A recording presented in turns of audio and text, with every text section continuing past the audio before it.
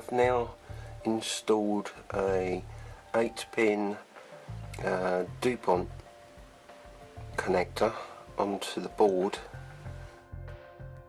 I've kept this a low profile, so I've soldered it in to the board and then carefully filed it as flat as I dare go with it.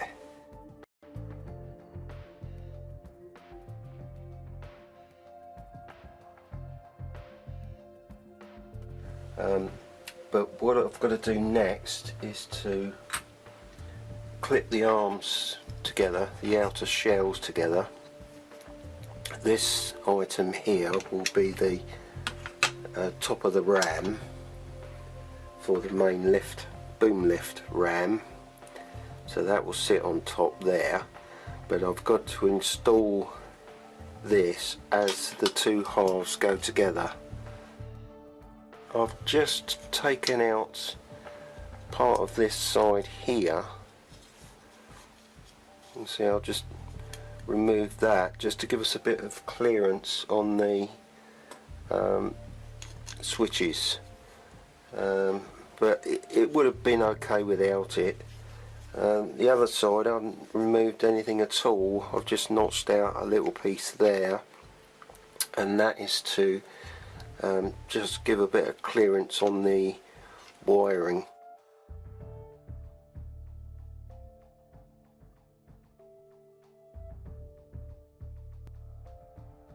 So I've got the two halves clipped together now, and just to look inside, you can see that the clips on the top are protruding, but they are actually sitting flush. Underneath is clear, everything's clear there.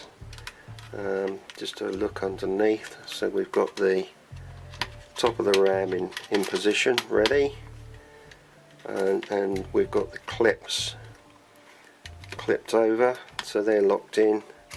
Now I may have to unclip this one just to spread the bottom enough, wide enough, just to get this piece lug here pass through when it's slotted in. So the two arms are together now, the two halves.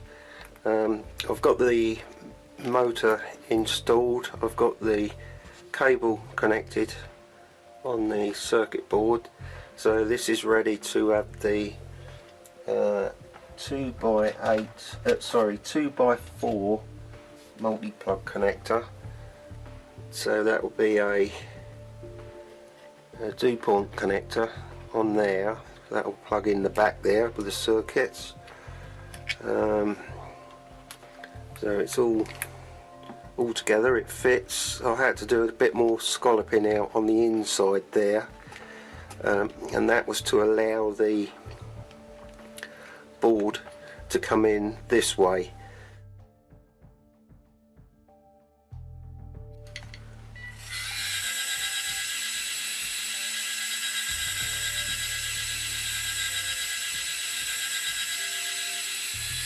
That's looking at it at the underside.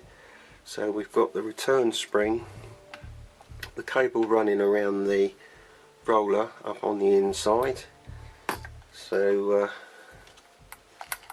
that's it there on its fullest extent, and just retract that.